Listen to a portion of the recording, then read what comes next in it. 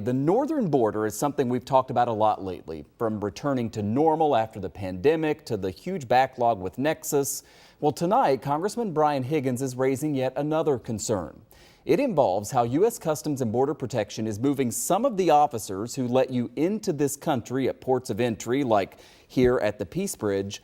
Well, they're moving them from up here with the northern border down to the south to the border with Mexico. Tonight, Channel 2's Rob Hackford has the latest numbers on who's being transferred.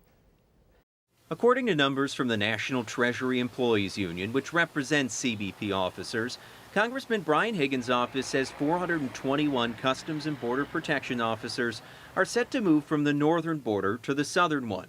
From various field offices nationwide, 34 from the Buffalo area. There are 120 land ports of entry between the United States and Canada. After the lengthy pandemic stoppage, Higgins says it is, quote, outrageous that CBP is shifting officers when the northern border is looking for normalcy. When the bridge and the bridge crossing is a hassle, it discourages cross-border activity, and both the United States and Canada depend on that cross-border activity for our quality of life and also the economy.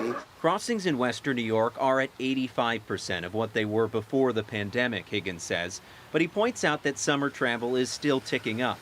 In a statement, a CBP spokesperson told 2 on Your Side, quote, as a matter of policy, U.S. Customs and Border Protection does not comment on statements from elected officials. This isn't the first time Customs and Border Protection has shifted officers, however, based on where they think the officers will be needed, whether north or south. We have an obligation to create a situation where travel is easy, it is safe. In a letter sent to the CBP commissioner, Higgins is calling for understaffing at the northern border to be addressed, the backlog in Nexus applications to be resolved, and for resources to be shifted back from the southern border up north. We are asking Customs and Border Protection and the Department of Homeland Security to immediately address this problem.